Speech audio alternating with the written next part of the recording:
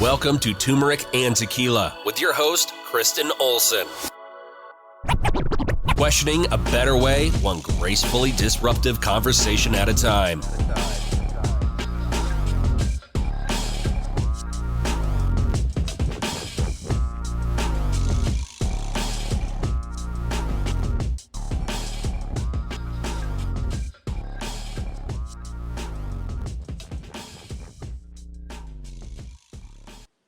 Welcome to Turmeric and Tequila. I'm excited to be with you here today. We've got some fitness family in the house, and we actually connected over YouTube. So I love that we are somewhat millennials out here connecting, doing the technological thing, even though we're meathead fitness people. But we've got an exciting conversation today. Before we jump in, I do want to give some love to our sponsors, the one and only Colorado Clownfish Swim School. They teach water safety and swim lessons for all ages. They believe in life skills through sports. So go waterproof your family today. You can check them out at coloradoclownfish.com. Our very own Declan James watches. They are local and veteran owned, and 10% of all their sales profits go back to the Navy SEAL Foundation. So go check out our military and fitness family. But without further ado, I want to welcome Adam to the TNT mic from the 5 a.m. Squat Club.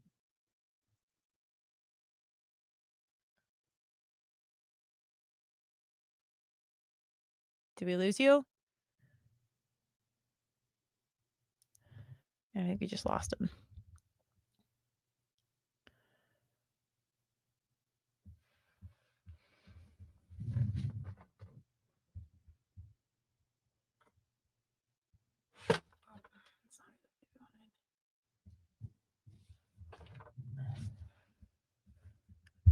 Check. Check.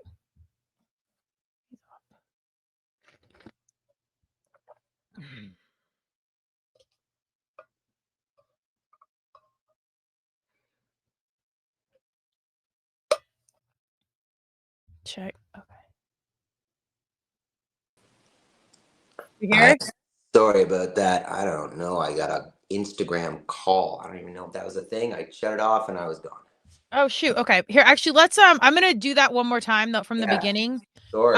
Just because that'll be weird to edit, but we'll start over. So I'm gonna reread our sponsors and stuff. Yeah. Sorry about that. No worries.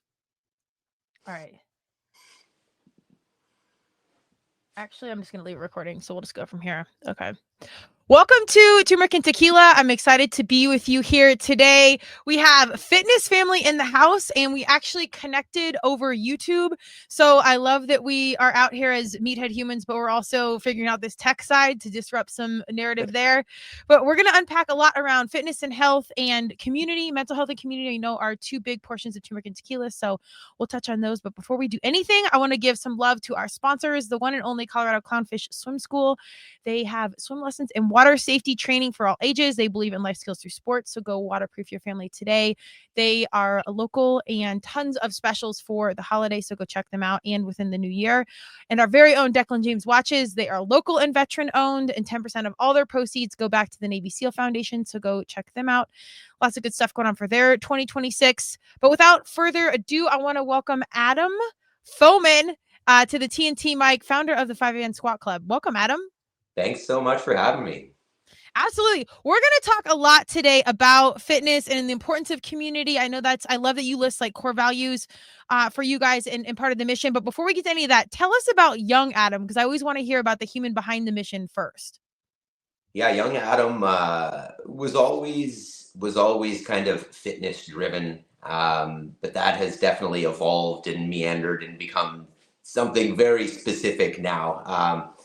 I grew up in the city, played basketball and soccer, was often coached by my father for both of those. Actually had my father as a math teacher during school growing up, but whether that's part of the story or not, who knows? Went to school for kinesiology after high school, and through that did some co-op programs, ended up finding the methodology of CrossFit by just finding a police officer there that was doing it. And when I finished university, that was what I needed to do. So I'm not necessarily the greatest employee, so I figured I needed to do it myself. In 2012, opened our affiliate CrossFit Colossus. I've owned it ever since through definitely some some ups and downs for sure over the last number of years, and met I guess go back a few years, met my wife in 2013. She's a naturopathic doctor. So our kind of ideals for health and nutrition kind of merged and, became more and more focused. And then kind of the final, maybe craziest step when I tell anybody that I grew up around, the final step is 2021, at least final step so far. In 2021, we became farmers. Just to, I guess, take nutrition to the final step where you're fully in control. And we literally have 2 butchers on site today, cutting and wrapping a full cow that is going into our freezer. And so this is where we are. And then, I do the 5 a.m. squat club, which I guess we'll get into as well. But it's been an evolution for sure. Yeah, I honestly, I didn't even realize you were that in depth of a CrossFitter. So we will go down the CrossFit rabbit hole. But when did you guys start CrossFit?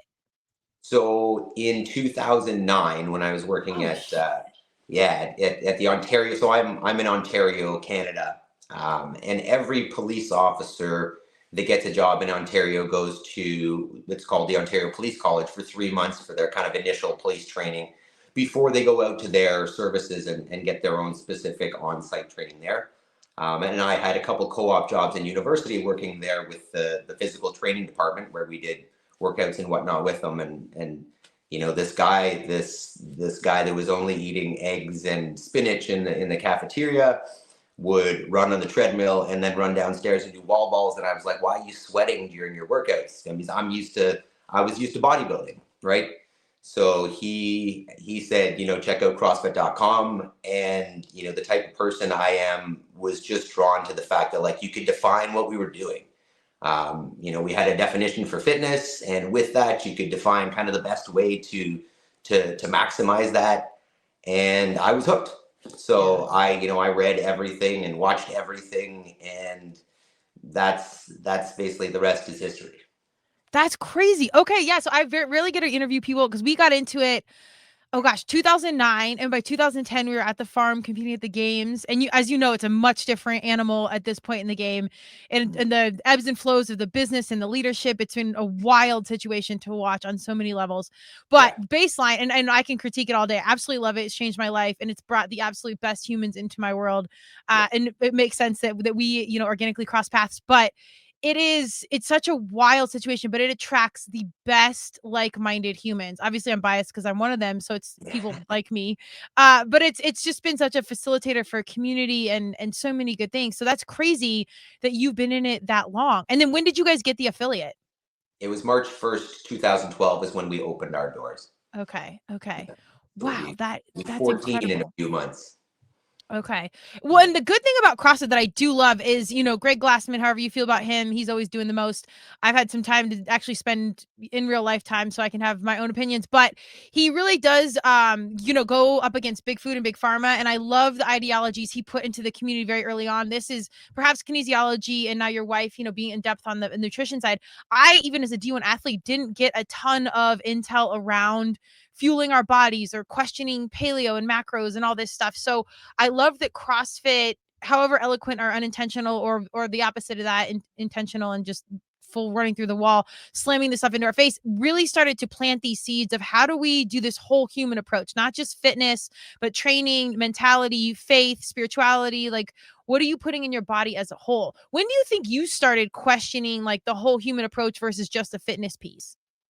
Ooh. Well, I mean, so maybe a little bit of little background. I personally, I've never struggled with being overweight.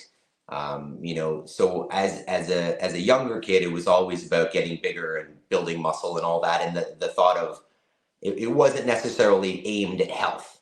Okay. And then when I found CrossFit and, kind of found the simplicity of meat and vegetables, nuts and seeds, some fruit, little starch, no sugar, it made sense to me, but I didn't see the necessity for it. I didn't really understand that health, if I squandered it now, that I'd be paying for it later, and that it's something that I should be, building a foundation for. Really, and maybe part of it is just the the contrarian in me, or the rebel, or whatever you want to call it. It was a lot of finding out how, our food system is, one of the words I like is greenwashed. Using a term like organic or grass-fed or free range and putting it on something that doesn't look like that at all. I think it was my disappointment and my frustration with things like that that really drove me to dig in. And it was that led me to, learn about how our food is actually produced. And I see it even more now that we live out in the country, and each of the pieces of property around me are just full of corn and soybeans, with the conventional, tillage and pesticide use and all that. And it's just like, I would never want to eat that now. And because I see how it's made, and now we raise livestock, and I understand that realistically, like, those things in a healthier way are made for the critters, and we're meant to eat the critters. I think just looking at it from more of a, how should we be living in tune with nature, that really led me to, like, that's the only way for health. We need to be supporting the soil, so it can support the things that either grow in or live on the soil, so that we can have, generations of health. And I think we're doing a bad job of that. So that just kind of, I think that was the main, before it was always for aesthetic reasons that I would approach putting things in my face or not. And now it's really like, I think I heard a study recently that they're looking at, what the nutritional effects are not single generational. When you'll hear people say, hey, my grandma smoked her whole life and lived to 100. Yeah, because the generations before her built a huge buffer for health. Mm-hmm. And we're eating away at that, I think, what I'm understanding. When you hear about fertility rates decreasing over the generations, they did this study on rats, and it wasn't until like the third or fourth generation that they saw that decrease in fertility through feeding them an unhealthy diet or whatever environmental stimuli that we're dealing with. So it's lit enough of a fire under my butt that I care about the soil more than I care about the food. Yeah. Yeah.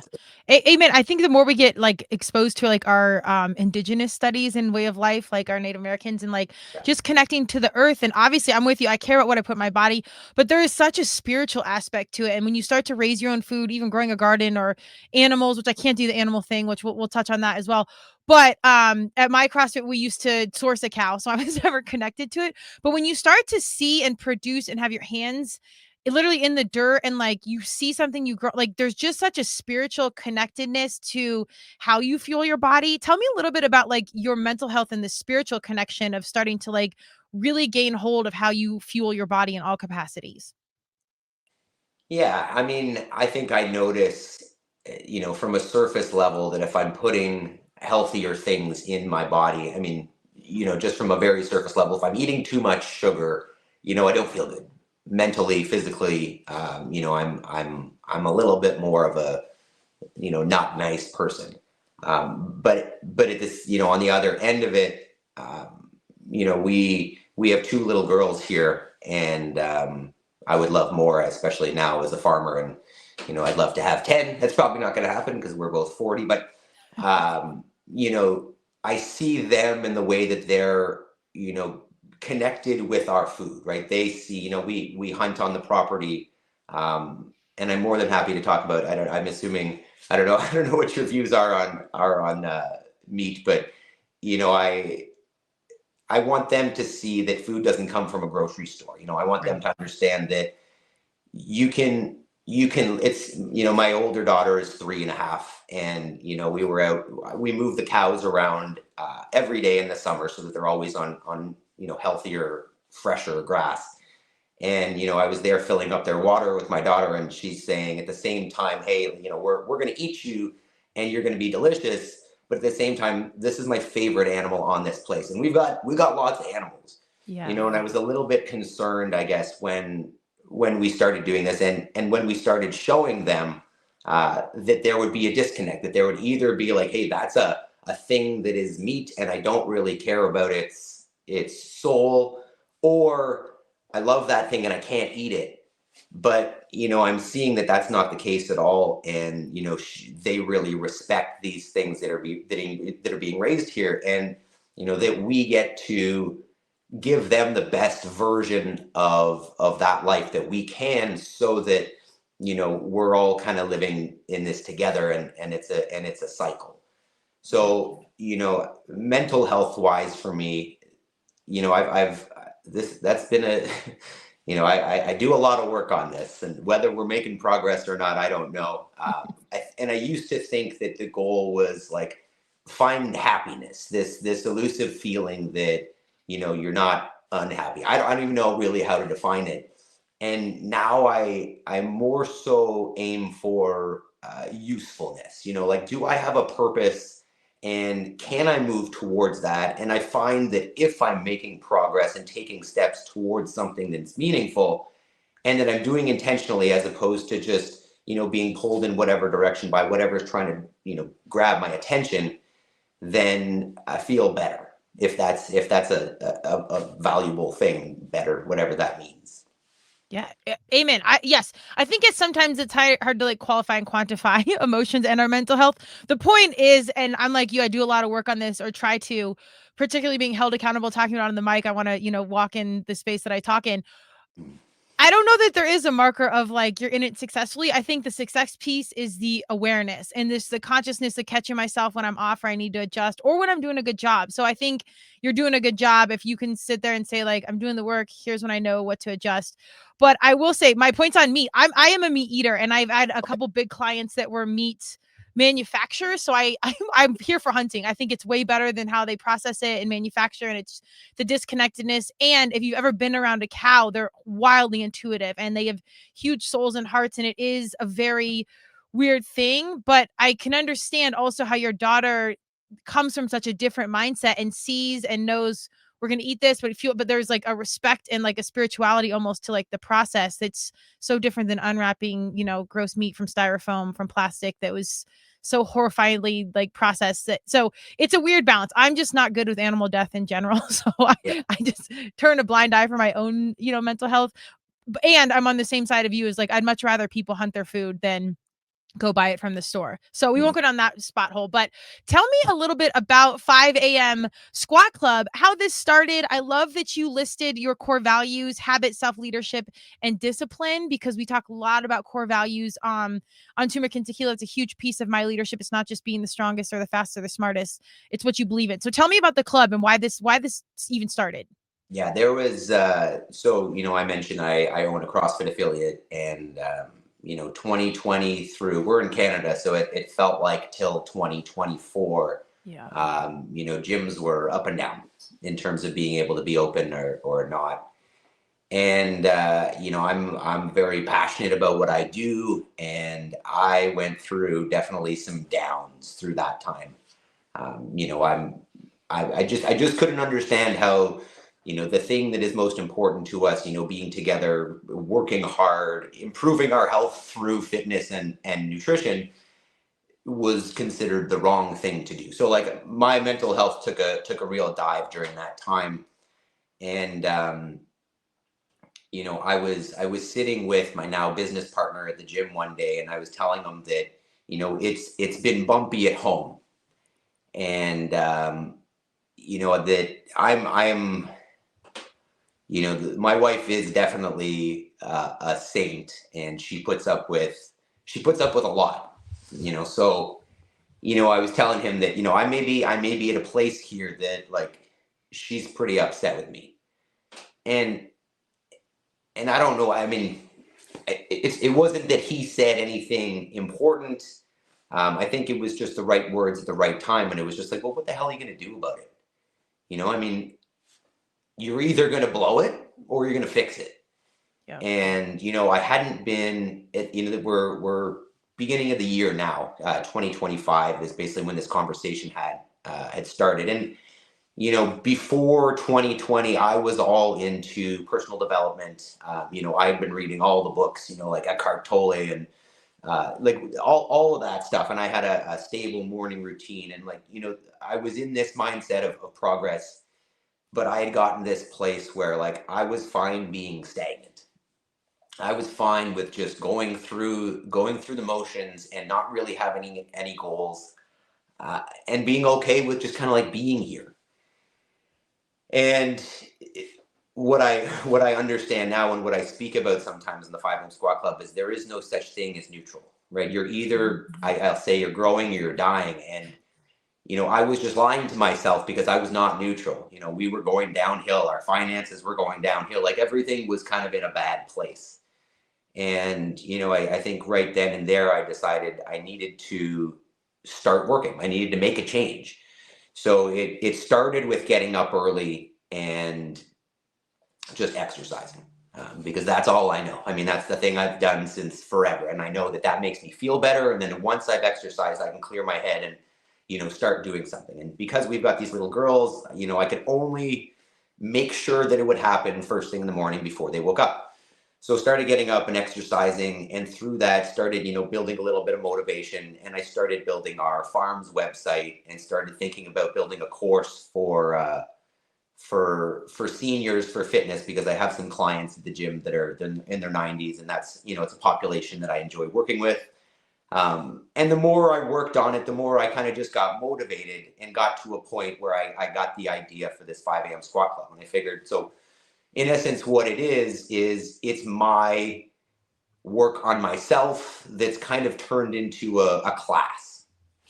I asked myself, what kind of things do I want to have in this morning routine that ensure that I can get to the place that I want to get to? And, it now involves a little bit of mindset work and some breath work. So we start with a couple minutes where we sit down and what I call the paleo squat. It's actually something that we've done at our gym to start a class for over 10 years. We sit in a circle in this kind of poop position, the like natural squat. And, we do a little bit of breathing, and then we get up and we warm up. We work out with intensity, with the principles of CrossFit. It's generally a 10-minute workout, and then some opportunity work is what I call it afterwards. I don't want to call it weakness work. We'll do some strength or some skill afterwards.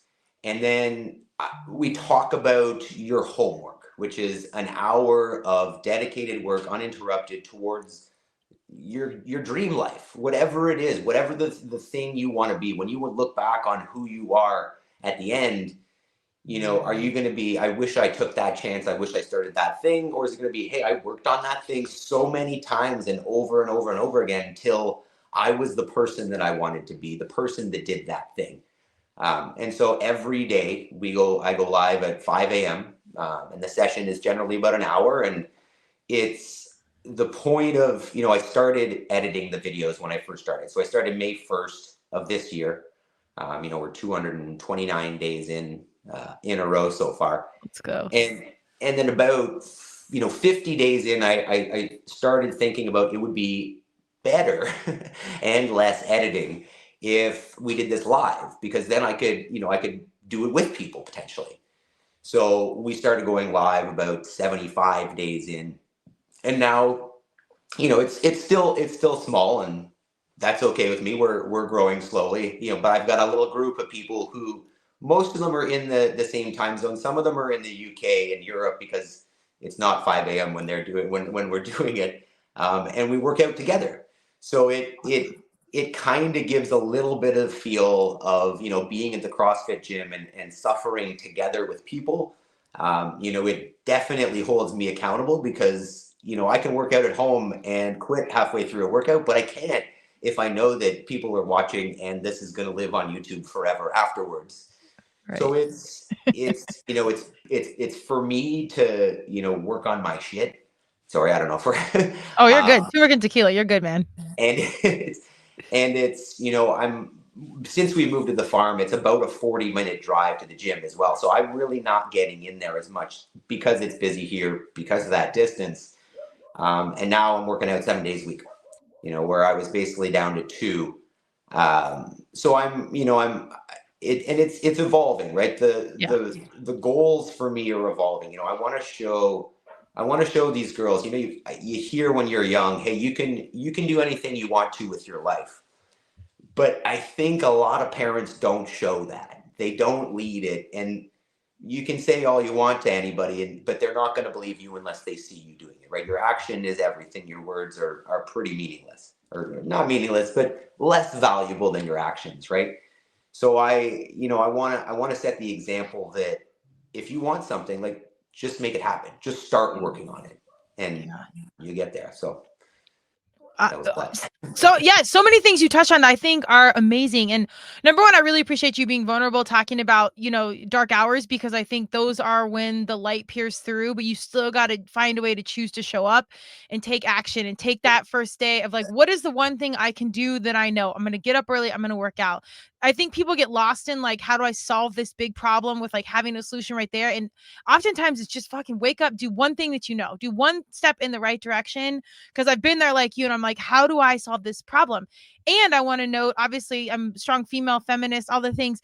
In this day and age, our men and our conversation on our men's mental health is so necessary. And I know the social pressures of a man providing and showing up and presenting a certain way. I think our guys don't get the space held enough. And I would even say amongst other guys, like guys need to hold the space for each other and keep this like old school tribal community like they do in Asia and our indigenous humans. Like this is not new stuff, and our females too. There's just the community piece is so big. So the takeaway for me that I love that you highlighted is one, just take a step in the right direction.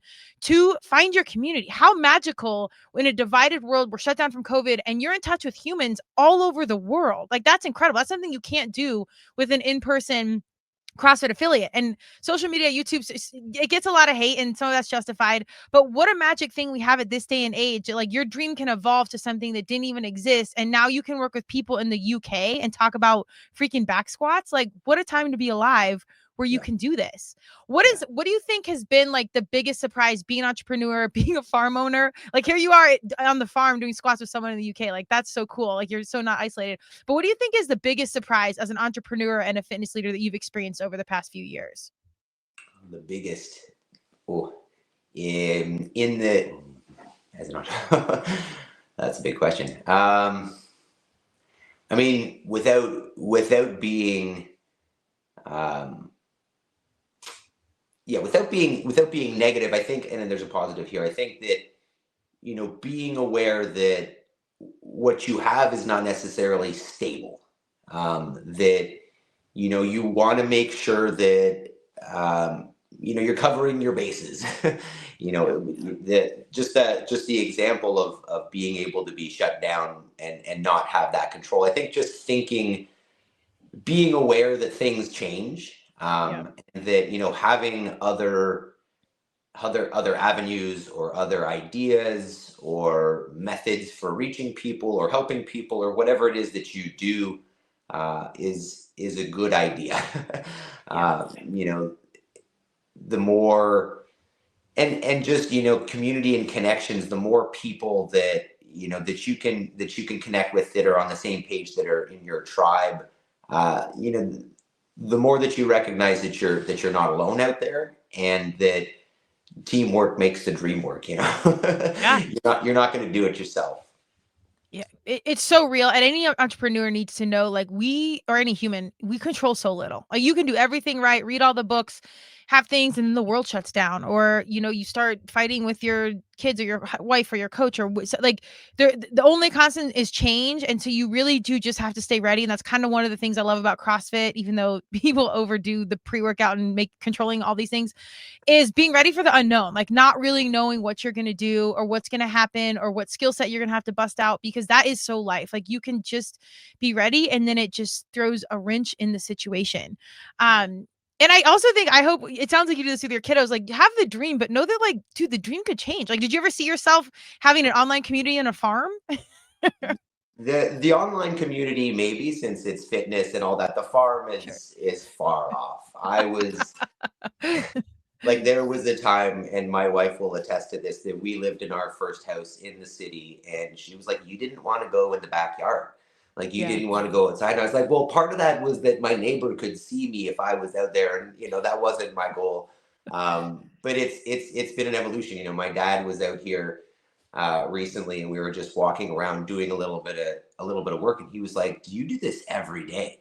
And I was like, yeah, like 2-3 hours of chores. And he was like, I could not have pictured this for you. I could not have imagined that this was where you'd end up. And so it's different. It's not what I expected. It's not what I planned, but it's right. You know what I mean? Yeah. I know that right now, this is where I'm meant to be. This is what I'm meant to be doing.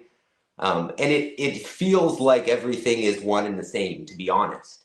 You know, there's the, we practice regenerative agriculture, whether that's something that you're familiar with or not. And kind of the godfather of regenerative ag, his name is Joel Salatin, or is one of them at least.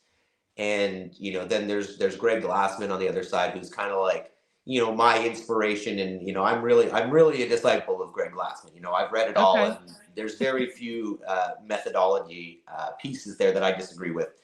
And, you know, like, I see those two kind of being the same thing, right? We're aiming for not necessarily optimizing, but getting back to like the way we should be as humans in terms of what we can do and how we interact with the planet and, you know, the other people around us. And it all feels like the same mission, to be honest. For sure. I completely agree. That's why I talk about graceful disruption. It's challenging status quo, question a better way, like figure out which works for you, find the flow.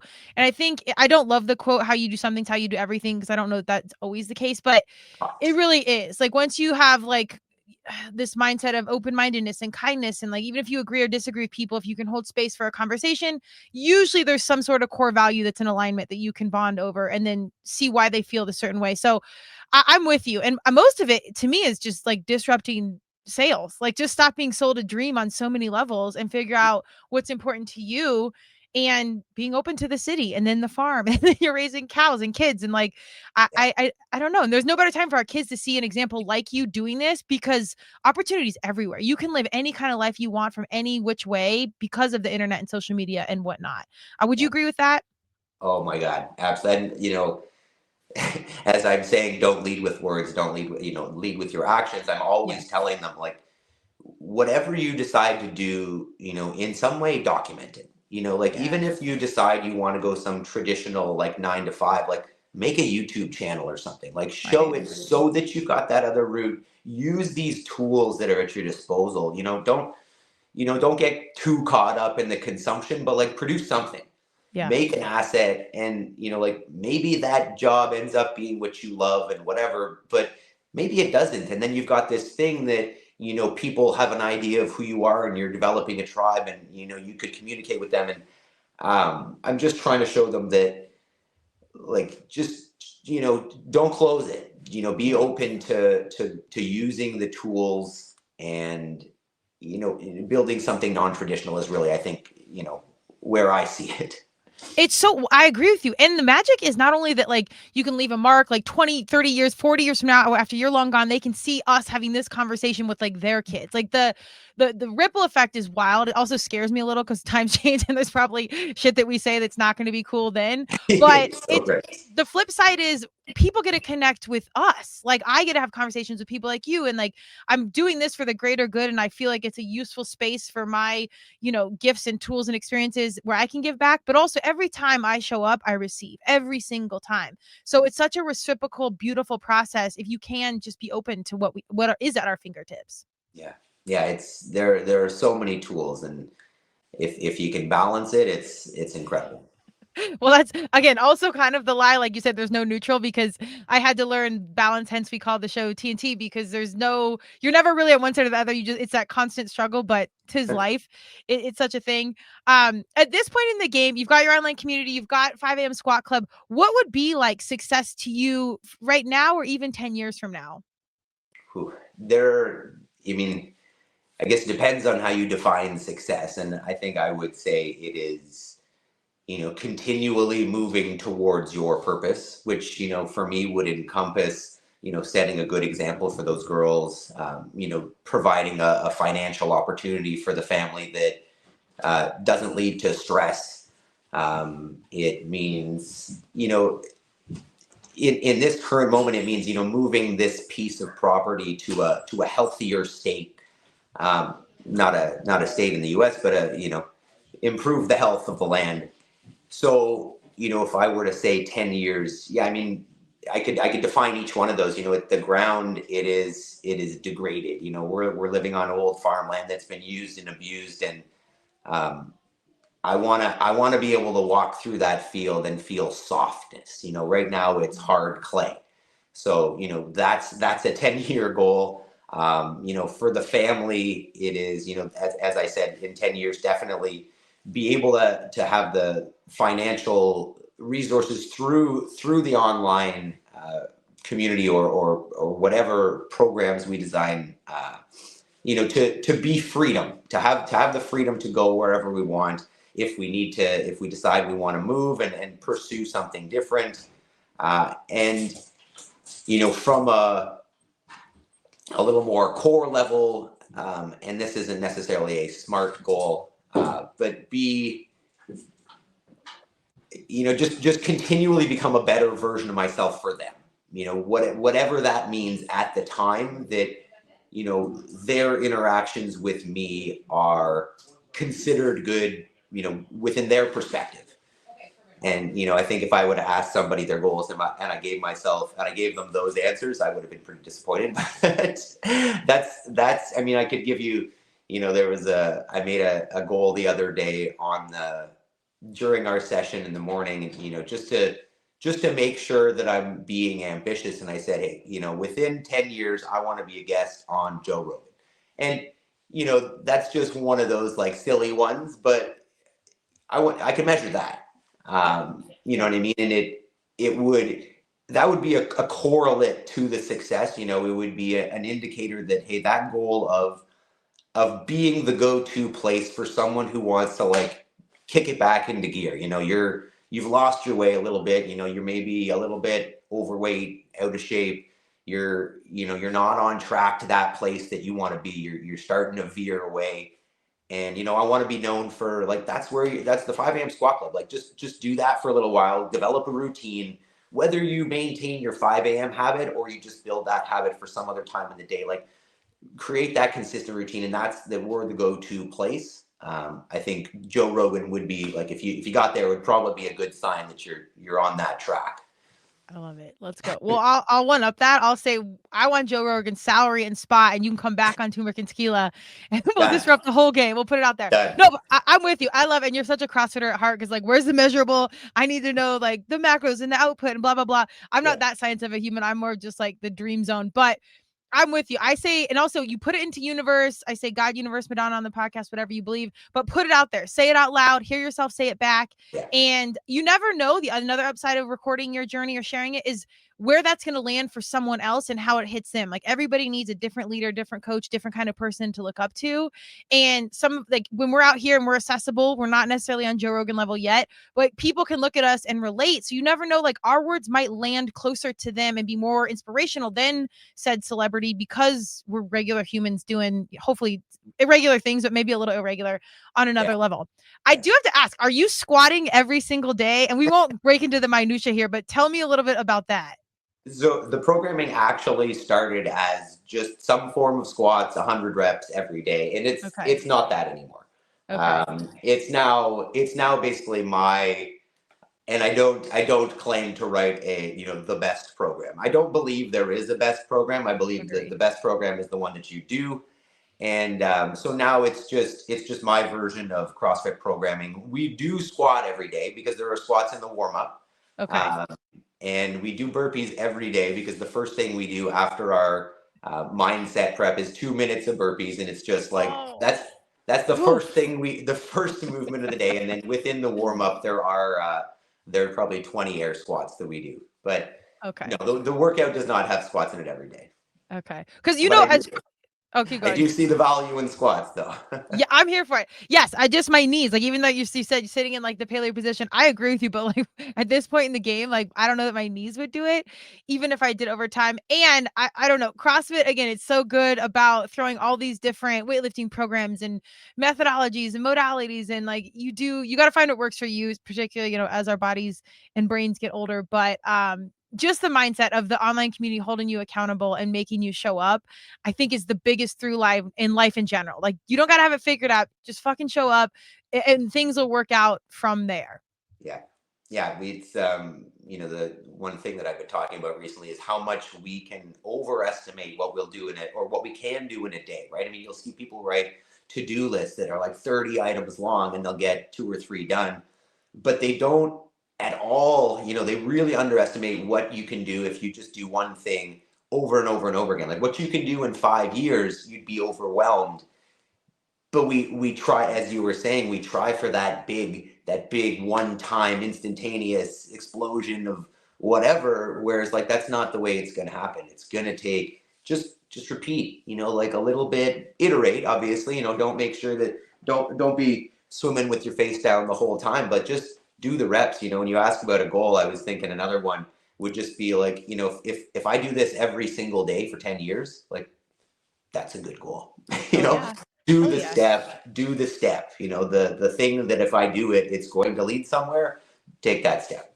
Absolutely. I mean, if you have your community you're with for 10 years and you get to see them evolve as people, like Yeah. what a magical life situation I mean, as an athlete, it's never the end game. Like you go after the award, you stand there with the medal, it's great. And it's like, I just can't wait to get back to practice. I can't wait to get back to my people. Like I'm here to win and conquer and do all things, but like the everyday, the journey truly is, as cliche as it is, the prize. I mean, you can do that with other like-minded humans. Like there's just nothing better. Like there's just nothing better than that. One more farm question I got to know, because regenerative farming, I did interview someone, Joseph Lepka, if I can remember. God, this is probably like 60 or 70 shows ago. They're out here in Colorado. I can't think of the farm, but how did you know even step one to start a regenerative farm? Because it's a whole undertaking. Yeah, so our last property was a couple acres. That was the introduction to getting out of the city. And in 2020, we decided we were going to get some chickens. And I got on YouTube, and the first things that I found were Justin Rhodes. And Justin Rhodes is like the gateway to homesteading, and one of his mentors is Joel Salatin. And it was like the same as in 2009 when I found the CrossFit Journal and the CrossFit L1 manual. I started finding these people who were doing this agriculture with the goal of soil health as opposed to like dollars. And it was the same thing. It was I just couldn't get enough. I'm the type that once I find something that I'm into, like I'm pretty deep. Yeah. I'm going head down until I know everything I feel like I need to know about it. So that was it. And because what's beneficial here is I don't have any experience. So I didn't know what I didn't know, because we moved out to the country here, and down the road I met a family of farmers who have been here for generations, and everything that I do is wrong. Right? Like, hey, I'm doing this. And they're like, no, you can't do that. And I'm going to do this. No, you can't do that. And every time the thing that I've done, because I've learned from the YouTube gurus, it goes well. Yeah. And they'll be like, well, that was the fluke or whatever. It's just, I don't have those ingrained limiting beliefs or just beliefs in general that can or cannot be done. So it's helpful that I didn't know what I was doing. I love it. God, I would even parallel this with like the medical situation where like, just get a knee replacement. There's nothing you can do. Or this is how we've always done it. It's a surgeon that's 85 and has done it a certain way for 78 years. And it's like, no, maybe just go see a 26-year-old that just got out of school and just see what they have to say and see if there's a new thing. So that's amazing. And again, another encouraging point for our young people, like don't be intimidated by generations or whatever this ideology that's been around for years, because shit has evolved and you can do it a better way. Do you have any like good quotes or good words you want to leave us with that have left a mark on your heart? Well, so maybe one thing, every morning we start with, I call them mental reps because I don't love the word affirmations. So I want to, intentionally start my day, choose my thoughts in the morning. So we start every morning with, I am responsible. And it just means, like, if you want to get somewhere, don't wait around for motivation. Like, don't wait around for someone to come and do it for you, because it's on you. It's always on you. Number 2 is I will make time between stimulus and response, because that's the only thing I can control. I can't control what happens to me. I can only control what comes back out. So I want to be intentional about that and maybe make some time, because I can be pretty reactive. The third one is I have all I need to succeed today, and will focus on progress over perfection. And it's giving you permission, right? Like it's the same thing. You can take that step. You have all the tools you need to take to take that first step. You don't necessarily need all the tools to take the last step because you're going to build those as you go. But I can take that first step and I don't need perfection, or we can reframe perfection and say progress equals perfection. And then the last one is I choose gratitude. And it's just, I have so much. And if I don't recognize that, life sucks. Amen. So. Let's go. You nailed all like the major points in all of it. And I agree with you. Leading by example is huge. Big influencer marketer and marketing, how my journey is webbed. And it really does stem from Attitude Reflects Leadership. So you got to walk in it. And of all the wise words and the good actions, I do think it's that personal accountability, but you walking in it. And I don't know if you love the word vulnerability, but I love that you lead with an open heart, particularly as a strong man on the mic or on the camera, and saying, here's where I've had to evolve, or here's where, the journey took a turn, but then I, took the bull by the horns. I think that is huge. So I appreciate you standing in that space. Where do we find you? Hit us with handles, websites, anywhere you want people to go to get you. Yeah, I mean, the main is 5 a.m. Squat Club on YouTube. That's where you'll literally see me every morning, 5 a.m. You can get us on Instagram as well, 5 a.m. Squat Club. I've got a website, 5amsquatclub.com, that gets zero attention at all. And I used to do TikTok, and it still exists, but it hasn't had any attention in a while. So it's YouTube. And we do have a school community as well, but that doesn't get as much attention as it should either. It's the YouTube channel right now. I love it. Sometimes you just got to focus on one. Do you share any of the farming intel? Yeah. Oh, during our cool down, I'll always show some clips of, life on the farm, the animals, whatever's going on here. I love it, man. Go check this dude out. He's definitely got the energy. I want to give a shout out and thank you to our sponsors, Colorado Clownfish Swim School. They are water swim lessons and water safety training for all ages. They believe in life skills through sports. So go waterproof your family today. ColoradoClownfish.com. Adam, thank you so much. I'll have to show up 5 a.m. is early for me, but I will come do a workout with you at some point. If you're ever in Denver, you and the family are always welcome to our gym, Bladium. But until then, we'll see each other on YouTube. This podcast will be on YouTube and, of course, wherever you get your podcasts. So go have a great rest of the season, or if this airs in 2026, I'll say the year. And we will see everybody soon. Take care of yourself and each other. Cheers. Amazing.